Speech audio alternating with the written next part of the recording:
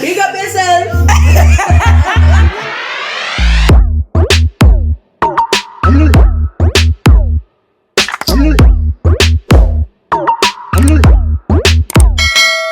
Good morning, welcome back to another Love Island reaction. Thank you so much for tuning in. If you are new, we're gonna tuck in, we're gonna get right into it. Woo! Guys, I'm not gonna lie, your good sis is tired, honey. I am tired, but we move, let's get right into it. So after Faye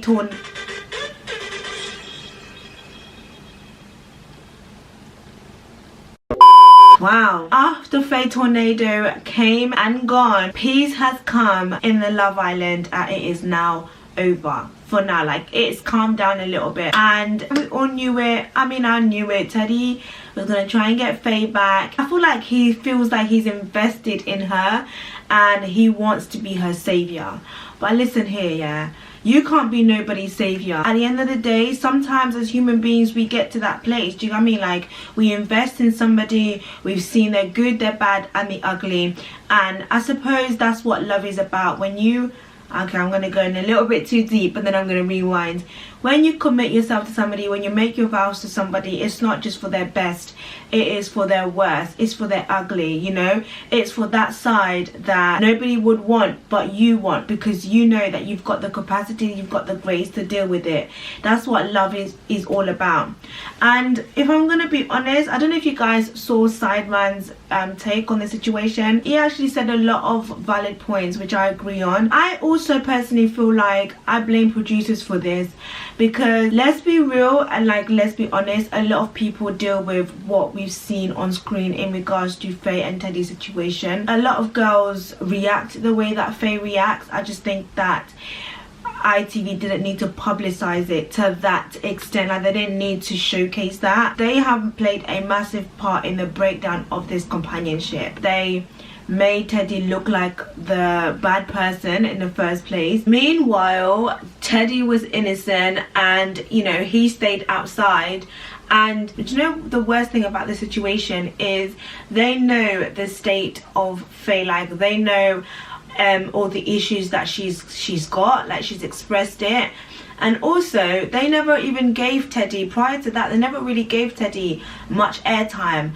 But why are you giving him airtime for something negative, trying to make him look like he's a cheater and this and this and that? Like, to be honest, the whole situation, I'm like, the producers needs to be addressed. Like, if people are complaining, like, it shouldn't even be complaining about anything but how the producers are manipulating situations, how they've mishandled Faye and Teddy, how there's been a lack of care. Like literally, that's where all the complaints should go. But there has obviously been some complaints in regards to Tornado Faye, which quite rightly, because her outburst was absolutely disturbing and very, very uncomfortable to watch. But anyways, let's move on now. So yesterday's episode drops. Teddy obviously wants to make amends with her, and you know, Faye does this thing where, again, it's all a part of manipulation. She's still trying to twist the situation. One thing that I realized about Faye, she doesn't know how to apologize. I've never heard her say sorry. She speaks to the girls and, you know, she says how, you know, she feels basically after what happened, after she released her powers on the island and literally flipped the island upside down. And she's like, you know what, it's a day of regret, right? You wake up in the morning and you regret your behavior, you regret how you acted, so forth and so on. But does she express that to Teddy? No, she doesn't. Instead of her to communicate with Teddy effectively and actually tell him how you feel, and instead of her to be like, okay, listen, I just want to say the way that I reacted yesterday, I shouldn't have reacted like that. Not only for you, but for myself, because that's not how I want to portray myself. However, I still stand with what I said. I feel betrayed. I feel like all along you look like the bad guy, the good guy, and I look like the bad guy, and that made me feel very, very low until I found out how you were in the villa. And I just don't feel like I can confidently move forward with you. Like, why doesn't she just express to him how she feels? but she couldn't do that. And the thing is, it's like she does this thing where she flips the script, then she goes and tries to kind of like cry. It's like she's forcing these tears to come out to again make herself look like a victim. She's victimizing herself to make him feel and look even more bad. And it's like, I've seen these traits before, and it's mad because I feel like with all that is said and done, Teddy cannot be Faye's savior. But the mad thing about situations like this is why a lot of people don't want to give up, and this is just in the real world, like in reality, why a lot of people don't want to give up is because when you invest in somebody, you know, you've toiled the ground and you worked hard for that person, you almost don't want somebody else to reap the good work that you have put in. Do you know what I mean? It's almost like you do all of the work and then somebody else reaps the goodness of it. And I think that's one of the hardest part about letting go. Is like, listen, I've worked too damn hard to show you that I'm here for you, to show you that I'm gonna be by your side. I know you're scared. I'm not about to just let you go and somebody else to reap the reward of my hard work. Do you get me? But sometimes it's like with people like Faye, she needs to be humbled. Like, she needs to be humbled because she's gonna keep going in this cycle. And you can tell that she's a broken woman. You can tell that she doesn't have confidence. You can tell because of the words that she speaks of herself. It's almost like when she stands outside of herself, she doesn't see what everybody else sees. And that's something that she has to deal with on her own before she can actually commit herself to a proper relationship. Otherwise, she's literally going to like destroy everything she touches. Everywhere that she goes, it's gonna get destroyed. Anyways, let's move on. Kaz and Tyler, they obviously are getting closer. They had the talk. Kaz had the talk with Matthew to kind of like iron out any issues because going to bed has been awkward, which we have seen that. I'm gonna jump a little bit. I was very surprised to see Kaz in the bottom. I kind of feel like it's because of the situation that happened or how they portrayed that situation. Again, production manipulating the situation, how they portrayed Kaz to look like. I mean, I wasn't really too pleased with how Kaz behaved. However, how is she in the bottom but Liam is not in the bottom? That's very interesting because she only had that little window, that little gap where she was indecisive, where she was in that decision making time, and obviously she made some decisions or she came across a certain way that wasn't very pleasing for us as viewers. But I really do think it's because of that she was in the bottom, because she was a favorite before, and that literally just spoiled that. And it's interesting how quickly people can literally go off you. Like, that is very scary. She should not be in the bottom. And also Tyler being in the bottom, I can see the two new guys being in the bottom, Dale, Mary and Abigail. That made sense because obviously they are new, they're not really in a couple, and they're just kind of really like, at this point, they're just sweeping through the villa. They might as well be cleaners at this point. Do you know what I mean? Like, I don't know, the extras or something. Like, they really play no part in the villa. I feel like Dale has really tried. It's just not finding the connection. Mary's not connecting with anybody, and Abigail's not connecting with anybody. And at this point, we don't really need any extras right now, so they kind of needs to go. But for Kaz and Tyler to be at the bottom, oh, and Jake, I can understand Jake being at the bottom. That made sense. That was mad. Now Liberty has the talk with Jake. She's still talking about how he said what he said. I would have, to be honest, I would have addressed my greatest and biggest concern, which would have been how he moved in Casa Amor and the advice that he was given.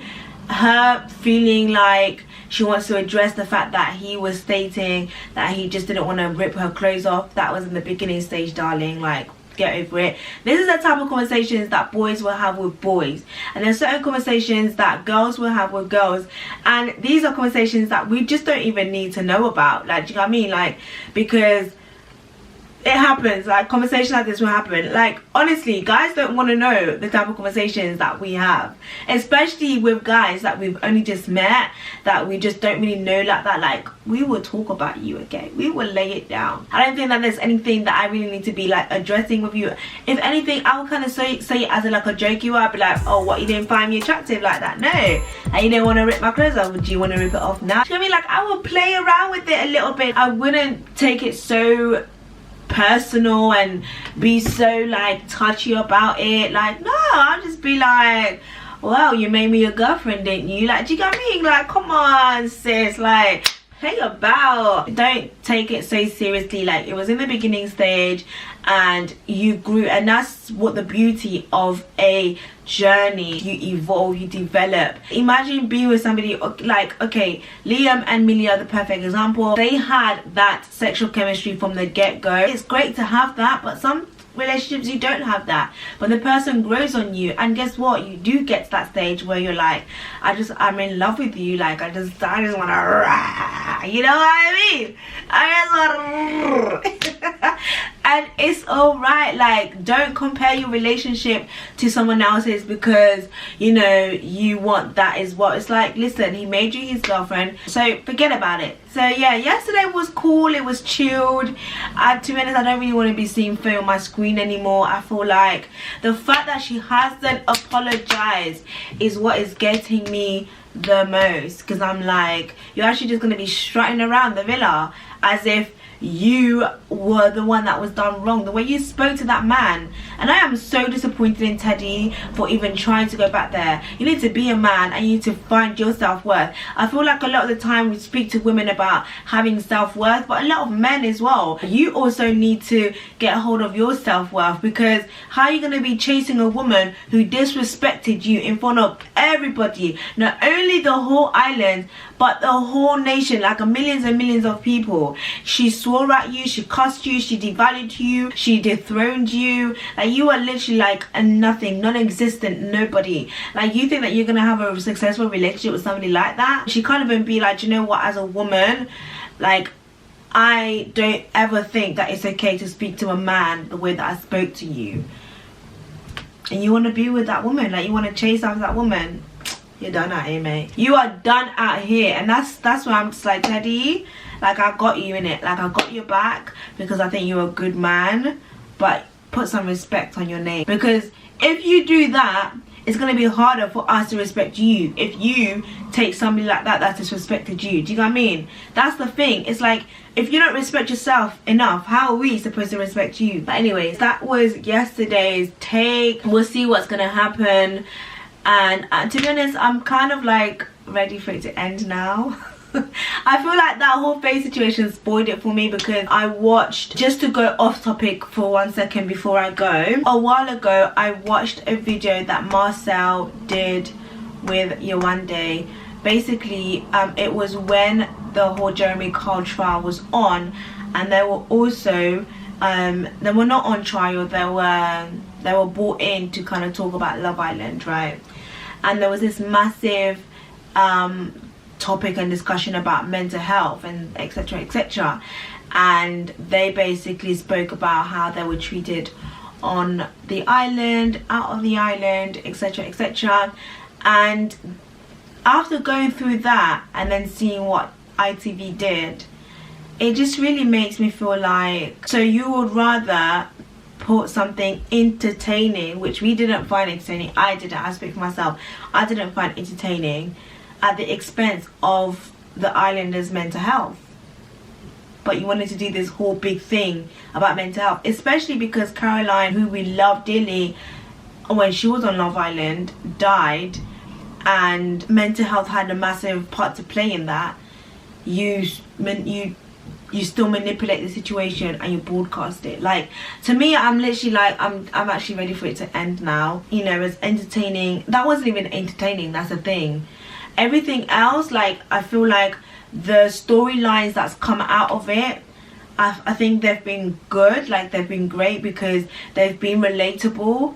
However, I just think that the way certain things have been handled, and especially because producers have had a massive part to play in it, I think that's whack. Like I honestly think that they need to be questioned seriously and investigated after that. Anyways, don't want to get too serious. If you haven't subscribed, ooh, wow, this tiredness is really trying me, you know. Please do hit that subscribe button.